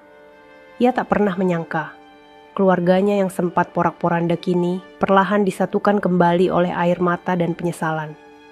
Namun ia juga tahu, ujian belum selesai. Dunia masih terus membicarakan mereka, dan setiap langkah ke depan akan menjadi ujian baru. Tapi malam itu, setidaknya satu hal sudah pasti. Mereka kini berdiri di jalan yang sama, meski penuh duri, untuk menuju pengampunan dan kehormatan yang sejati. Hari-hari setelah acara doa bersama di alun-alun kota, terasa berbeda. Bukan hanya masyarakat desa yang menaruh hormat pada Umi, tetapi tokoh-tokoh penting dari kota dan bahkan pejabat nasional mulai mengenalnya. Telepon rumah keluarga Alfian nyaris tidak berhenti berdering. Surat undangan berdatangan dari berbagai penjuru. Bu Umi, kami mohon kesediaan Anda hadir dalam acara kajian akbar di kota. Bu Umi, bolehkah Anda memberikan sambutan pada peringatan Maulid Nabi di Masjid Raya? Bu Umi, kami ingin Anda memberi nasihat kepada para santri putri kami. Awalnya, Umi menolak dengan halus. Saya bukan siapa-siapa. Begitu jawabnya setiap kali Alfian menyampaikan undangan. Namun semakin hari, desakan semakin besar. Kiai Maksum sendiri suatu siang datang ke rumah, duduk di hadapan Umi dengan wajah teduh. Anakku, ucap beliau lembut, kesabaranmu sudah menjadi teladan. Banyak orang yang ingin mendengar suaramu, bukan untuk mencari kelebihanmu, tetapi untuk menguatkan hati mereka. Jangan takut. Jika engkau ikhlas, Allah akan menjagamu. Umi menunduk, hatinya bergetar. Ia tidak pernah membayangkan harus berdiri di hadapan banyak orang. Namun pada akhirnya, ia mengangguk pelan. Baik, Kiai. Saya akan mencoba. Hari itu pun tiba. Aula besar di kota sudah dipenuhi ribuan orang. Spanduk terpampang di depan. Kajian akbar, kesabaran wanita. Teladan dari Umi binti Hashim. Ribuan kursi terisi penuh. Para santri duduk di lantai dengan kitab di tangan. Kamera televisi berjajar di sudut ruangan. Udara penuh rasa penasaran. Semua menunggu momen ketika wanita yang dulu dipermalukan di pelaminan kini berdiri di atas panggung sebagai pembicara. Di belakang panggung, Umi duduk dengan wajah pucat. Tangannya gemetar, keringat dingin mengalir di pelipisnya. Ia meremas jilbab biru mudanya, berusaha menenangkan diri. Ibu, aku takut, bisiknya pada Ibu Alfian yang duduk di sampingnya. Ibu Alfian meraih tangan menantunya erat-erat. Air matanya jatuh tanpa disadari. Nak, jangan takut, kau tidak sendirian. Aku ada di sini. Dulu aku adalah orang pertama yang menjatuhkanmu. Tapi hari ini, biarlah aku menjadi orang pertama yang mendukungmu. Umi menatap ibu mertuanya, hatinya hangat. Dalam sekejap, bayangan pahit di pelaminan seakan memudar. Kini yang ada hanyalah tekad untuk berdiri dengan ikhlas. Nama Umi dipanggil. Hadirin sekalian, marilah kita sambut dengan hormat. Umi binti Hashim. Suara riuh tepuk tangan bergema. Umi melangkah perlahan ke atas panggung, langkahnya gemetar. Dari balik tirai, Ibu Alfian memandang dengan mata berkaca-kaca. Di podium, Umi berdiri. Sesaat ia terdiam, menatap ribuan pasang mata yang menunggu. Jantungnya berdetak kencang, tapi kemudian ia menarik napas panjang. Assalamualaikum warahmatullahi wabarakatuh. Suaranya lembut, namun cukup jelas terdengar di seluruh ruangan. Hening. Semua terdiam, mendengarkan. Saya berdiri di sini bukan karena saya merasa lebih baik dari kalian. Saya berdiri di sini karena saya telah mengalami ujian yang mungkin tidak semua orang sanggup menjalaninya. Saya pernah dihina, saya pernah dipermalukan, saya pernah dibuat merasa tidak pantas. Tapi saya belajar satu hal, kesabaran adalah benteng yang akan menyelamatkan kita. Suara Umi bergetar, tapi setiap kata menusuk hati. Beberapa orang di barisan depan mulai meneteskan air mata. Ketika kehormatan saya diinjak di pelaminan, saya ingin marah. Saya ingin membela diri. Tapi saat itu hati saya berbisik, biarkan Allah yang membela. Dan benar, 2 hari kemudian, Allah tunjukkan kebenaran. Bukan karena saya hebat, tapi karena Allah Maha Adil. Tangisan pelan terdengar di berbagai sudut ruangan. Saudara-saudaraku, janganlah kita menilai manusia dari harta, dari pakaian, atau dari dunia yang tampak. Karena di mata Allah, yang paling mulia adalah yang paling bertakwa. Kita bisa miskin, kita bisa tidak berpendidikan tinggi, tapi jika hati kita bersih, Allah akan meninggikan derajat kita. Umi berhenti sejenak. Air matanya jatuh, tapi ia tetap melanjutkan. Dan kepada siapapun yang pernah menyakiti kita, maafkanlah. karena dendam hanya akan membakar hati kita sendiri. Saya memilih memaafkan, meski sakit itu masih ada. Dan ternyata, dengan memaafkan, hati saya menjadi tenang. Suasana ruangan pecah. Tangis banyak orang terdengar jelas. Para santri memeluk satu sama lain. Para ibu mengusap air mata dengan kerudung mereka. Bahkan para pejabat yang duduk di kursi depan menunduk, terisak. Umi menutup pidatonya dengan kalimat, "Semoga Allah menjadikan kita hamba-hamba yang sabar, yang mampu menahan amarah, dan yang selalu percaya bahwa kebenaran akan menang pada waktunya. Wassalamualaikum warahmatullahi wabarakatuh." Tepuk tangan bergemuruh mengguncang ruangan. Di balik panggung, Ibu Alfian menangis tersedu-sedu. Ia menutupi wajahnya dengan kedua tangan. Dalam hati ia berbisik, "Ya Allah, inilah menantuku. Wanita yang dulu aku hina, kini justru menjadi cermin untukku. Betapa kecilnya diriku dibandingkan hatinya." Setelah turun dari panggung, Umi langsung dipeluk oleh para santri. "Terima kasih Bu Umi. Kata-kata Anda menyentuh hati kami." Umi hanya tersenyum, air matanya masih jatuh. Tiba-tiba, Ibu Alfian maju dan memeluk Umi di hadapan semua orang. "Nak, mulai hari ini, aku tidak akan pernah lagi membiarkan siapapun menyakitimu. Kau bukan hanya menantuku, kau adalah anakku." Ruangan kembali gemuruh. Kamera televisi menangkap momen itu. Bagi banyak orang, itu adalah pemandangan yang luar biasa. Seorang mertua yang dulu angkuh kini menundukkan hati sepenuhnya kepada menantunya. Malam itu, berita tentang pidato Umi tersebar ke seluruh negeri. Judul-judul media menulis, "Suara lembut yang membuat ribuan orang menangis." Dan bagi Umi, malam itu menjadi titik awal perjalanan baru. Ia bukan lagi hanya gadis pesantren miskin.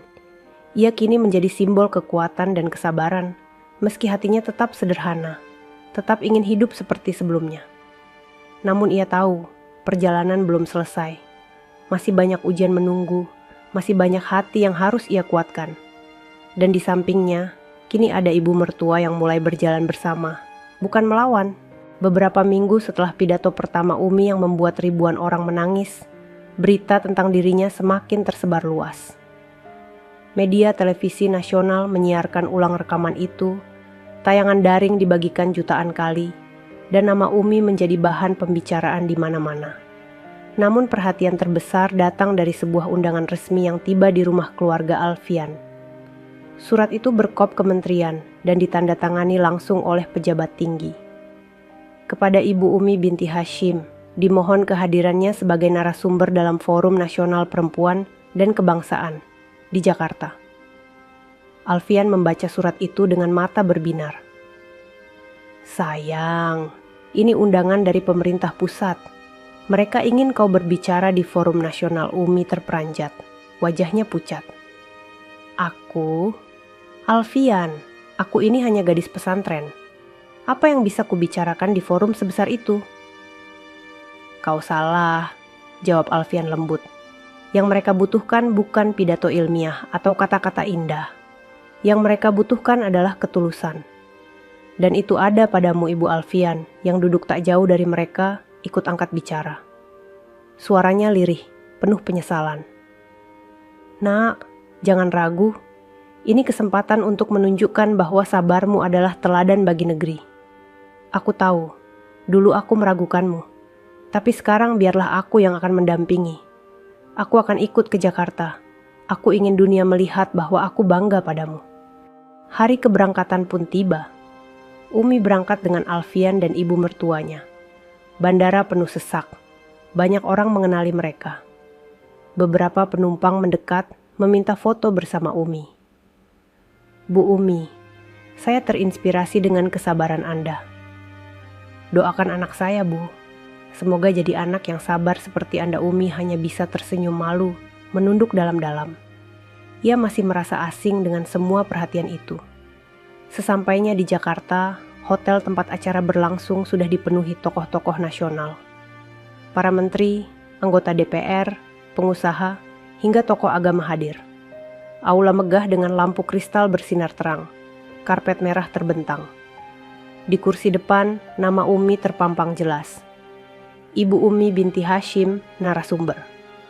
Saat panitia mengantar mereka ke kursi, banyak pasang mata menoleh. Beberapa pejabat berbisik kagum, sebagian lagi tampak penasaran. Namun ada juga yang meremehkan, berbisik lirih. Hanya lulusan pesantren.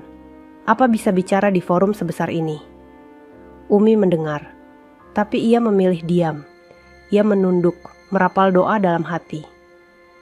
Ya Allah, jangan biarkan aku sombong. Jadikan aku hanya penyampai kebenaran-Mu. Ketika acara dimulai, para narasumber bergantian berbicara. Ada menteri yang berbicara tentang pembangunan, ada pengusaha yang bicara soal peran ekonomi. Lalu tiba giliran Umi. Selanjutnya, kami persilakan Ibu Umi binti Hashim untuk memberikan pandangan. Ruangan hening, semua mata tertuju padanya. Umi berdiri perlahan, langkahnya gemetar. Ia mengenakan gamis biru lembut dengan jilbab putih polos. Tidak ada riasan berlebihan, hanya kesederhanaan yang membuatnya tampak berbeda dari para pembicara lain yang penuh wibawa duniawi. Sesaat Umi berdiri di podium, ia terdiam. Jantungnya berdegup kencang. Ia melirik ke barisan kursi. Alfian menatapnya penuh keyakinan, sementara Ibu Alfian menggenggam tangan, berdoa dengan air mata yang sudah berlinang. Assalamualaikum warahmatullahi wabarakatuh. Suara Umi lembut, tapi cukup untuk membuat semua orang terdiam.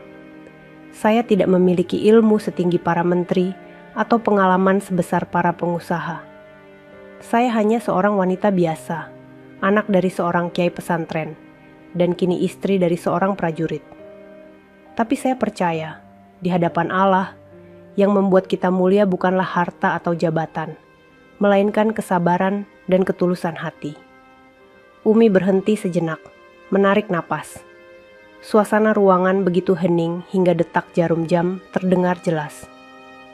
2 minggu lalu, di hari yang seharusnya menjadi hari bahagia saya dipermalukan, dihina di depan tamu undangan, ditumpahi makanan di kepala saya. Saat itu, saya ingin menangis keras-keras. Saya ingin membela diri. Tapi saya memilih diam, karena saya percaya Allah Maha Melihat. Dan ternyata, dalam diam itu, Allah yang membela saya. Banyak orang mulai meneteskan air mata. Kamera televisi fokus menyorot wajahnya yang teduh. Bapak, Ibu, saudara-saudaraku semua, janganlah kita menilai seseorang dari penampilan luarnya. Jangan remehkan orang miskin, jangan rendahkan orang sederhana. Karena boleh jadi, justru dari kesederhanaan itulah Allah meninggikan derajat seseorang. Dan jangan pernah malu untuk meminta maaf jika salah. Karena meminta maaf bukan tanda lemah, melainkan tanda keberanian. Kata-katanya mengguncang hati semua yang hadir. Banyak pejabat menunduk, mengusap mata mereka. Para santri yang hadir di barisan belakang menitikkan air mata sambil mengucap doa. Umi menutup pidatonya. Semoga kita semua menjadi hamba Allah yang mampu menjaga hati, menahan amarah, dan merendahkan diri di hadapannya. Wassalamualaikum warahmatullahi wabarakatuh. Tepuk tangan bergemuruh, menggema di aula megah itu. Di barisan kursi, Ibu Alfian tak kuasa menahan tangis. Ia berdiri, berjalan ke arah podium, dan di hadapan ribuan orang serta kamera televisi, ia memeluk Umi erat-erat. Ini menantuku, wanita yang dulu aku hina, tapi kini aku bangga berdiri di sampingnya. Ucapnya dengan suara serak. Sorak-sorai dan tepuk tangan kembali pecah. Beberapa orang berteriak, Allahu Akbar. Momen itu menjadi berita nasional. Keesokan harinya, koran-koran menulis, menantu yang dihina kini menginspirasi bangsa. Foto Umi berpidato dengan air mata, dipeluk mertuanya, terpampang di halaman depan. Namun bagi Umi, semua itu bukan kemenangan. Itu hanyalah ujian baru. Ia sadar, semakin tinggi Allah mengangkatnya, semakin besar pula tanggung jawab yang harus ia pikul. Dan bagi Ibu Alfian, momen itu adalah penebusan. Dunia kini melihat ia benar-benar berubah. Tapi di dalam hatinya, Ia tahu perjalanan panjang ini belum berakhir. Masih banyak yang harus ia lakukan untuk menebus kesalahan yang dulu ia perbuat. Malam itu, di kamar hotel sederhana tempat mereka menginap, Umi duduk di tepi ranjang sambil menatap jendela. "Alfian," katanya pelan, "aku takut." "Takut apa, sayang?" tanya Alfian sambil meraih tangannya. "Takut semua ini membuatku lupa siapa aku sebenarnya. Aku hanya gadis pesantren, bukan tokoh besar. Aku takut dunia menganggapku sesuatu yang bukan aku." Alfian menatap dalam-dalam mata istrinya. "Umi, jangan takut. Justru karena kau tidak menganggap dirimu besar, maka Allah yang membesarkanmu. Tetaplah sederhana, dan aku akan selalu ada di sampingmu." Di sudut ruangan, Ibu Alfian menatap mereka dengan air mata. Dalam hati ia berdoa, "Ya Allah, terima kasih Engkau kirimkan Umi untuk membuka mataku. Jangan biarkan aku kembali buta oleh kesombongan. Jadikan aku ibu yang mampu mendukung, bukan menjatuhkan." Beberapa minggu setelah forum nasional, kehidupan Umi dan Alfian berubah drastis. Televisi, koran, dan media sosial terus membicarakan Umi. Foto dirinya saat berpidato dengan air mata yang menetes, dipeluk mertuanya, menjadi simbol keikhlasan dan rekonsiliasi keluarga. Namun, semakin tinggi pohon tumbuh, semakin kencang pula angin yang berusaha merobohkannya. Ketenaran Umi membuat sebagian orang tidak senang. Ada yang merasa iri, ada pula yang merasa terganggu karena sorotan publik beralih kepadanya. Awalnya, komentar-komentar miring mulai bermunculan di media sosial. Umi cuma cari simpati. Mana ada orang sesabar itu, pasti ada settingan. Kalau benar dia ahli waris pesantren, kenapa dulu hidup miskin? Jangan-jangan cuma cerita karangan Umi membaca sebagian komentar itu. Hatinya perih, tapi ia memilih diam. Ia tahu, setiap kebaikan pasti diuji dengan keburukan. Namun serangan itu tidak berhenti di dunia maya. Suatu sore, seorang tamu tak dikenal datang ke rumah keluarga Alfian. Ia memperkenalkan diri sebagai wartawan dari media tertentu. Namun pertanyaannya menusuk. "Bu Umi, ada yang bilang Anda sengaja pura-pura miskin supaya mendapat simpati. Apa benar? Benarkah pernikahan Anda hanya strategi untuk menaikkan nama pesantren?" Alfian marah mendengar pertanyaan itu. "Hei, jaga ucapanmu. Kami tidak pernah bermain dengan kehormatan keluarga." Namun Umi menahan tangan suaminya. Dengan suara lembut ia menjawab, "Tidak ada yang perlu saya buktikan.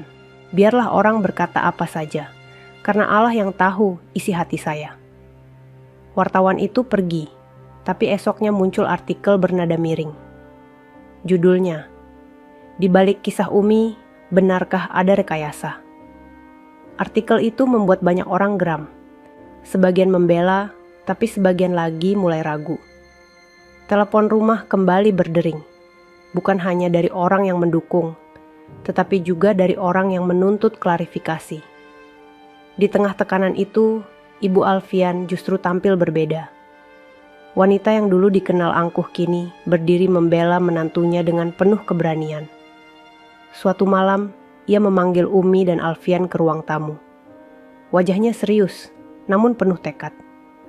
"Nak, izinkan aku yang menghadapi mereka. Biarkan aku yang menjawab fitnah itu. Aku sudah cukup membuatmu menderita. Jangan lagi aku diam saat mereka menyakitimu." Umi menatap ibu mertuanya dengan mata berkaca-kaca. "Ibu, tidak perlu. Biarlah mereka bicara. Allah akan membela kita." Namun Ibu Alfian menggeleng. "Tidak, Umi. Dulu aku diam saat hatimu hancur di pelaminan. Aku tidak boleh diam lagi. Biarkan dunia tahu bahwa aku, ibu yang dulu menghina, kini yang paling membelamu." Kesempatan itu datang lebih cepat dari yang diduga. Sebuah stasiun televisi nasional mengundang Umi untuk hadir dalam acara talk show. Tema acaranya, "Teladan Kesabaran atau Rekayasa." Judul yang provokatif itu jelas ingin memancing kontroversi. Awalnya Umi enggan hadir. "Aku tidak ingin diperdebatkan," katanya pada Alfian. Namun Ibu Alfian menatapnya penuh keyakinan. "Umi, percayalah, aku akan ikut bersamamu. Biarkan aku yang berbicara malam itu." Studio televisi penuh penonton. Lampu sorot menyinari panggung. Umi duduk di kursi tengah, mengenakan gamis putih dan jilbab hijau muda. Wajahnya tenang meski jantungnya berdebar. Di sampingnya, Alfian duduk gagah dengan seragam TNI AU. Dan di kursi sebelah, duduklah Ibu Alfian mengenakan kebaya sederhana. Acara dimulai. Sang pembawa acara membuka dengan nada sensasional. "Hadirin sekalian, malam ini kita akan membicarakan kisah yang sempat menghebohkan negeri. Namun di balik itu semua, muncul pertanyaan, apakah ini benar-benar teladan kesabaran atau sekadar cerita yang dibesar-besarkan?" Beberapa narasumber lain mulai memberi komentar miring. Seorang pengamat berkata, "Saya tidak percaya ada orang semurni itu. Bisa jadi ini semua skenario Umi." Menunduk, menahan air mata. Tapi sebelum ia sempat bicara, Ibu Alfian berdiri.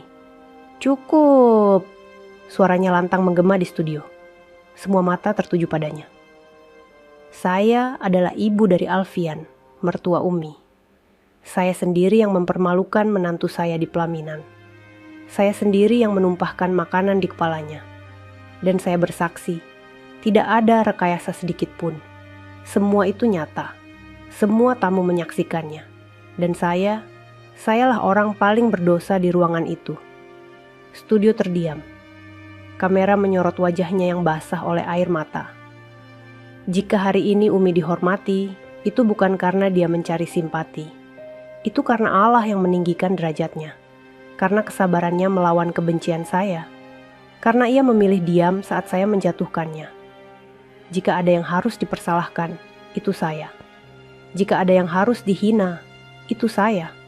Tapi jangan pernah kalian meragukan ketulusan Umi. Tangisnya pecah. Penonton di studio ikut menangis. Pembawa acara tertegun, tidak menyangka wanita itu akan berbicara sejujur itu. Umi meneteskan air mata, lalu berdiri dan memeluk ibu mertuanya erat-erat. "Ibu, jangan salahkan diri sendiri terus. Allah sudah membalikkan semuanya." Kita harus melangkah bersama tepuk tangan bergemuruh di studio. Suasana berubah haru.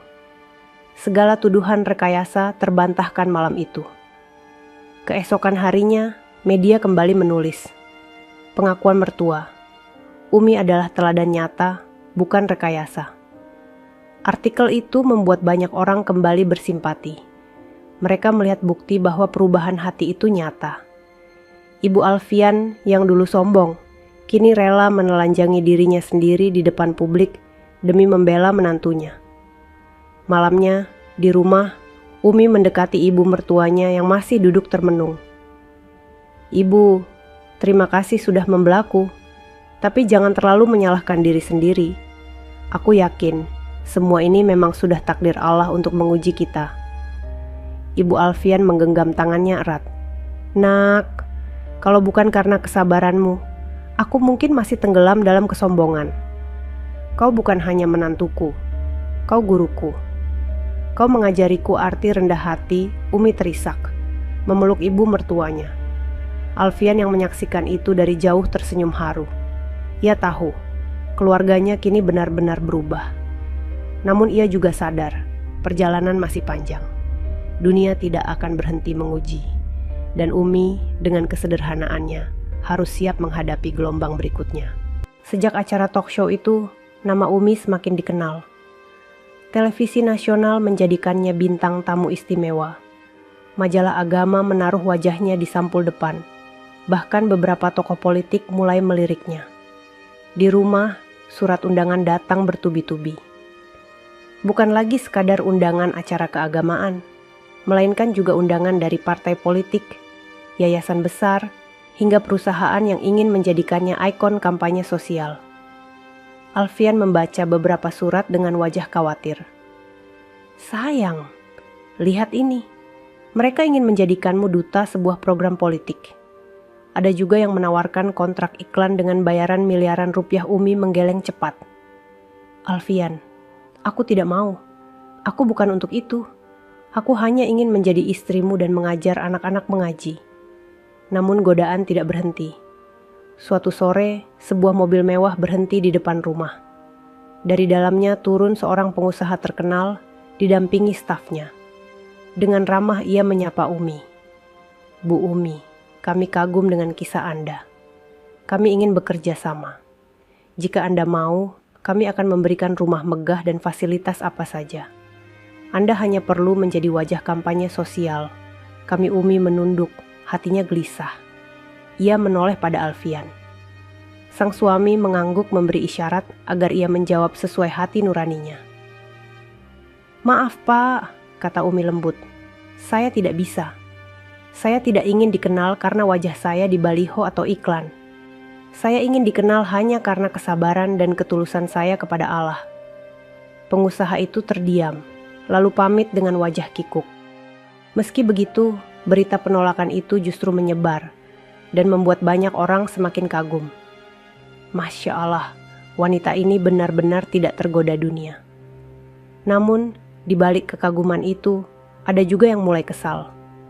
Beberapa pihak yang merasa kepentingannya gagal, mulai melancarkan gosip baru. Umi menolak karena pura-pura sederhana. Jangan-jangan ia sudah kaya diam-diam. Tidak mungkin seseorang bisa menolak uang miliaran, kalau bukan karena punya cadangan kekayaan lain. Umi mendengar gosip itu dari tetangga. Wajahnya sendu, tapi ia tersenyum. Biarlah mereka bicara. Aku hanya ingin Allah ridha. Di tengah semua itu, Ibu Alfian berperan penting. Ia berdiri di sisi menantunya, menepis semua komentar buruk. Dalam sebuah acara keluarga besar, ketika ada kerabat yang sinis berkata, "Umi terlalu sok suci, menolak uang miliaran." Ibu Alfian langsung menegakkan kepala. "Kalau kalian mengenalnya seperti aku mengenalnya, kalian akan tahu bahwa Umi bukan sok suci. Dia memang benar-benar suci hatinya. Aku yang dulu buta menilainya. Jangan ulangi kesalahanku." Suasana terdiam. Kerabat yang sinis itu menutup mulut, sementara yang lain menatap Ibu Alfian dengan kagum.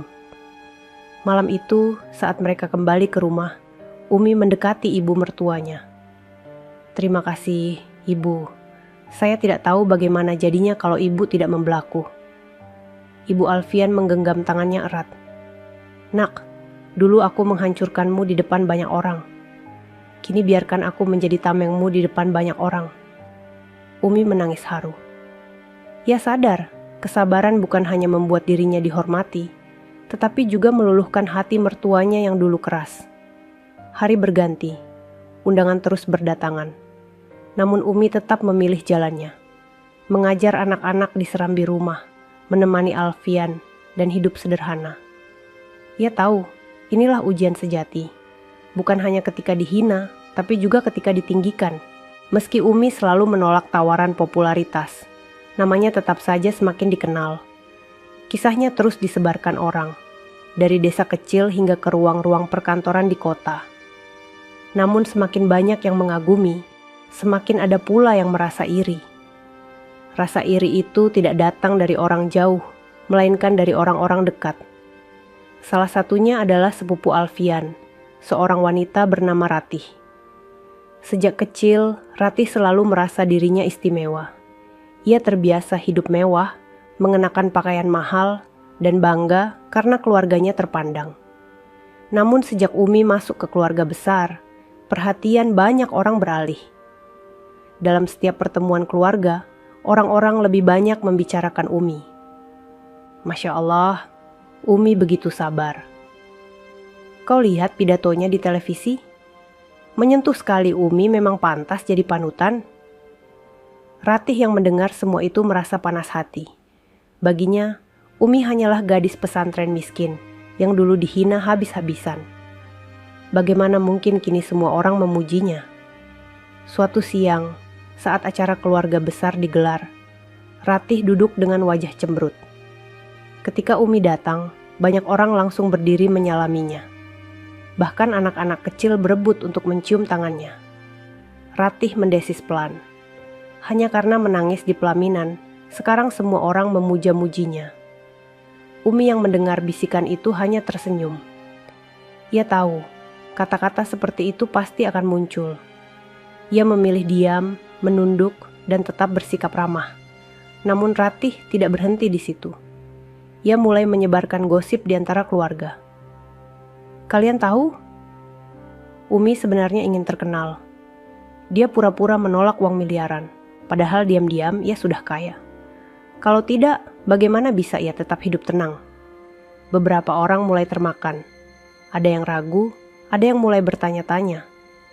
Malamnya, Umi duduk di beranda rumah bersama Alfian. Ia menceritakan gosip yang didengarnya. Alfian, aku tidak kuat mendengar keluarga sendiri berbicara begitu. Rasanya sakit. Alfian meraih tangannya. Sayang, biarkan mereka. Iri itu wajar. Tapi aku tahu siapa dirimu. Dunia pun tahu siapa dirimu. Jangan biarkan hatimu kotor karena ucapan mereka. Namun gosip itu semakin meluas. Bahkan ada kerabat yang berani menyindir langsung. Dalam sebuah pertemuan, seorang paman berkata, Umi, kalau benar kau rendah hati, buktikanlah dengan mundur dari sorotan. Jangan sering tampil di acara besar, suasana menjadi canggung. Semua mata tertuju pada Umi. Namun dengan tenang, ia menjawab, saya tidak pernah meminta untuk tampil. Mereka yang mengundang. Kalau saya menolak, saya dianggap sombong. Kalau saya menerima, saya dianggap mencari ketenaran. Jadi biarlah saya serahkan semuanya pada Allah. Saya hanya ingin ikhlas. Jawaban itu membuat ruangan hening. Beberapa orang menunduk malu, tapi Ratih semakin membenci. Melihat menantunya ditekan seperti itu, Ibu Alfian akhirnya angkat bicara. Ia berdiri, menatap kerabat-kerabatnya dengan sorot tajam. Cukup. Dulu aku sendiri pernah menghina Umi, dan aku sudah menyesal seumur hidup. Jangan ulangi kesalahanku. Umi tidak mencari ketenaran, justru ketulusan dialah yang membuatnya terkenal. Jika kalian iri, itu urusan hati kalian, bukan salah Umi. Suasana pecah. Semua orang terdiam. Ratih menggigit bibirnya, wajahnya merah padam. Ia tidak menyangka bibinya sendiri, yang dulu menjadi sumber penghinaan Umi, kini justru pembela paling keras. Setelah pertemuan itu bubar, Ratih mendekam di kamarnya dengan amarah. Namun di sisi lain, Umi kembali ke rumah dengan hati campur aduk. Ia sedih, tapi juga lega karena ibu mertuanya berdiri di sisinya. Ibu benar-benar berubah, bisik Umi pada dirinya sendiri sambil meneteskan air mata syukur. Namun ia juga tahu, ujian belum selesai. Kecemburuan orang dekat bisa lebih menyakitkan daripada hinaan orang asing. Dan ia harus bersiap menghadapi gelombang yang lebih besar lagi. Sejak pertemuan keluarga besar yang ricuh, gosip tentang Umi tidak lagi berhenti di lingkaran kerabat. Kata-kata sinis Ratih dan beberapa orang yang iri mulai merembes keluar. Tidak butuh waktu lama, berita miring tentang Umi beredar di media sosial. Apa benar Umi hanya mencari simpati? Jangan percaya dengan cerita kesabaran itu. Semua hanya dibuat-buat. Kalau benar dia sederhana, kenapa sekarang sering muncul di televisi? Komentar-komentar itu menyebar seperti api di musim kemarau. Beberapa akun anonim bahkan membuat tulisan panjang, menuduh Umi ingin mencari ketenaran lewat kesedihan. Awalnya Umi tidak memperdulikan. Ia memilih menghabiskan waktunya di rumah, mengajar anak-anak desa membaca Al-Quran, membersihkan rumah, dan mendampingi Alfian. Namun ketika beberapa santri kecil mulai menanyakan hal yang sama, hatinya goyah. Bu Umi, orang-orang bilang ibu pura-pura sabar. Apa benar? Tanya seorang anak polos. Umi menahan napas, dadanya sesak. Ia tersenyum, meski air matanya hampir jatuh. Nak, orang boleh bicara apa saja. Yang tahu isi hati kita hanya Allah. Kalau kita sabar, Allah yang akan membela kita. Malam itu, Umi duduk lama di serambi. Matanya menatap bulan, hatinya berdoa. Ya Allah, apakah aku sudah salah melangkah? Aku tidak ingin terkenal, aku hanya ingin tenang. Tapi mengapa ujian ini terus datang? Alfian mendekat, duduk di sampingnya. Ia meraih tangan istrinya. Sayang, jangan biarkan fitnah melemahkanmu. Ingat, dulu kau dihina di pelaminan, tapi Allah mengangkat derajatmu. Fitnah kali ini juga akan berbalik menjadi kebaikan. Aku yakin itu. Namun Alfian tahu, Umi sedang terluka. Ia bisa merasakan istrinya yang biasanya tegar kini lebih sering termenung. Di saat yang sama, Ibu Alfian ikut merasakan beratnya ujian itu. Suatu hari, ketika ia pergi ke pasar, beberapa orang wanita berbisik sambil meliriknya. "Itu ibunya Alfian kan?" "Iya, mertuanya Umi. Katanya sekarang sok suci, padahal dulu paling angkuh. Pantas anaknya terkenal, mertua pura-pura menyesal." Ibu Alfian menunduk, menahan air mata. Ia tahu, semua itu bagian dari konsekuensi. Namun ia tidak rela Umi kembali dipermalukan. Sore harinya, ia memanggil Umi. "Nak, jangan takut. Aku tahu fitnah itu berat, tapi aku akan berdiri di depanku kali ini. Jika ada yang menghina, biar aku yang menjawab." Umi menatap ibu mertuanya, matanya berkaca-kaca. "Ibu, jangan ikut terseret. Saya tidak ingin ibu menderita karena saya Ibu Alfian menggeleng." Suaranya tegas. "Justru aku yang harus berdiri. Aku sudah berhutang padamu. Dulu aku yang menjatuhkanmu, sekarang biarlah aku yang membelamu." Kesempatan itu datang lebih cepat dari yang disangka. Sebuah acara televisi kembali mengundang Umi, kali ini untuk menjawab isu fitnah yang beredar. Awalnya Umi enggan, tapi Ibu Alfian berkata, "Biarkan aku ikut." Biarkan dunia mendengar langsung dariku malam itu, studio televisi kembali penuh. Pembawa acara memulai dengan nada panas. "Malam ini kita akan membicarakan apakah Umi benar-benar teladan atau hanya pencitraan." Namun sebelum tuduhan demi tuduhan dilemparkan, Ibu Alfian berdiri. Dengan suara lantang ia berkata, "Saya saksi hidup. Saya yang menghina Umi di pelaminan. Saya yang menumpahkan makanan di kepalanya. Semua orang melihat. Tapi dia diam, dia sabar. Tidak ada rekayasa. Kalau kalian bilang ini pencitraan, maka tuduhlah aku bukan dia. Karena akulah yang bersalah studio Henning." Penonton terdiam. Kamera menyorot wajahnya yang penuh air mata. Umi ikut berdiri, menggenggam tangan ibu mertuanya. "Ibu, jangan salahkan diri sendiri terus. Fitnah akan selalu ada. Tugas kita hanya bersabar. Karena Allah akan menampakkan kebenaran, suasana berubah haru." Bahkan beberapa narasumber yang awalnya sinis ikut menunduk. Keesokan harinya, berita berbalik arah. Judul-judul media menulis, "Umi difitnah, ibu mertua jadi tameng." Foto keduanya yang saling berpegangan tangan tersebar luas, membuat banyak orang kembali kagum.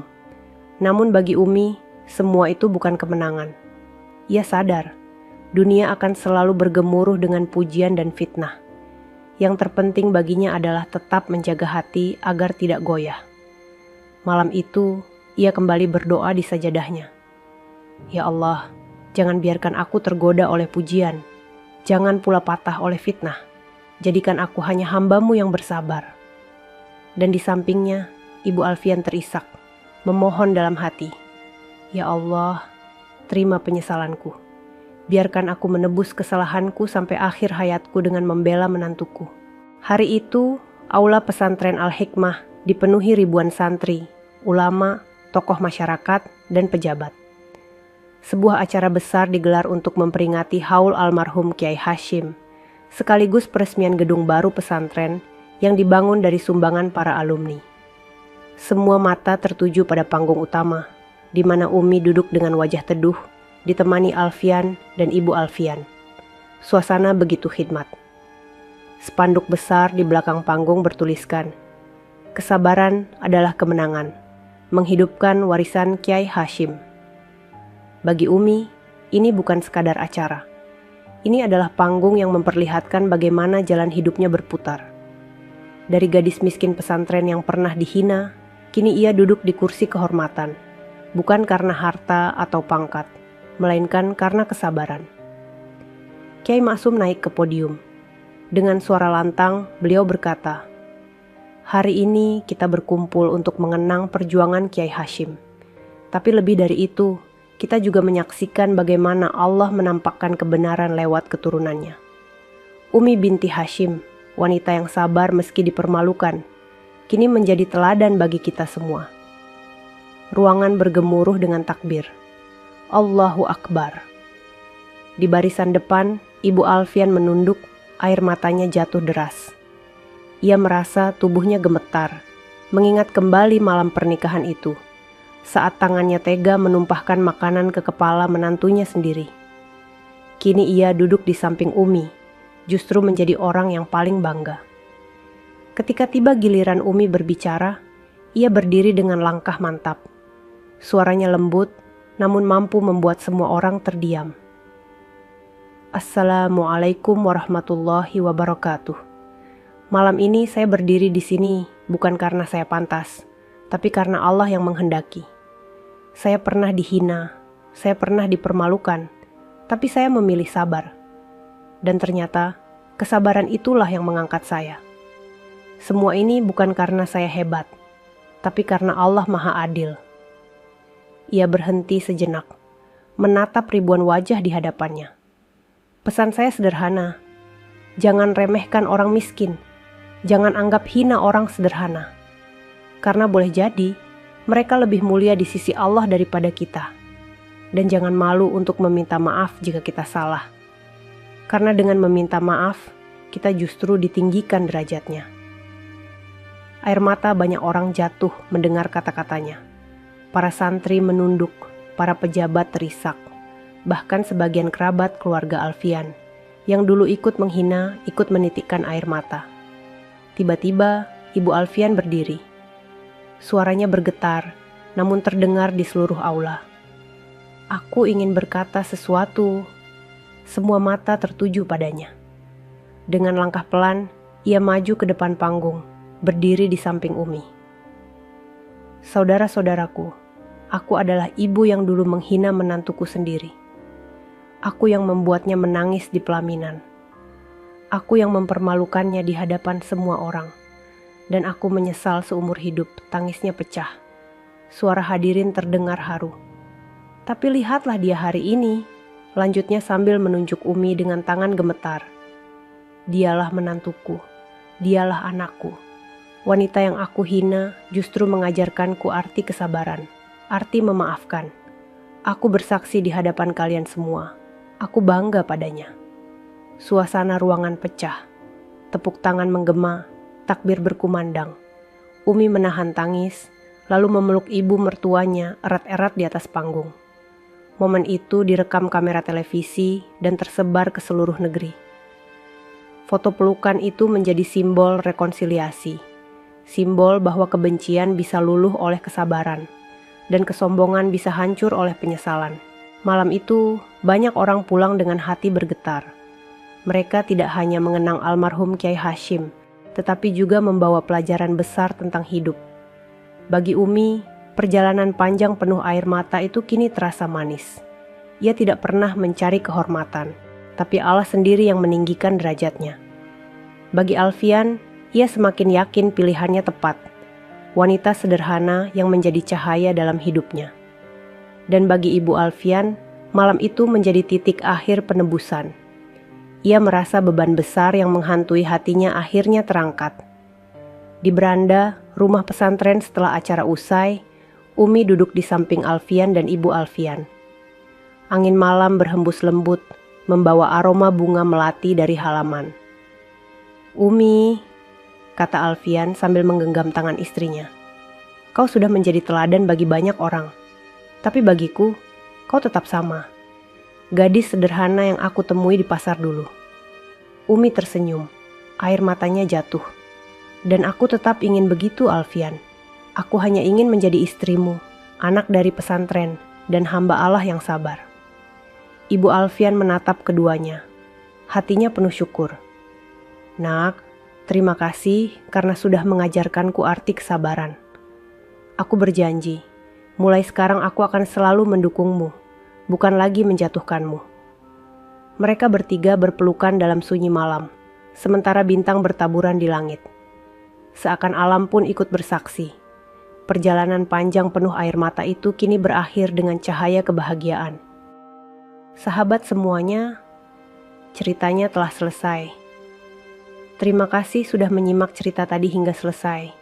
Semoga cerita tadi bisa memberikan banyak pelajaran kepada kita semua.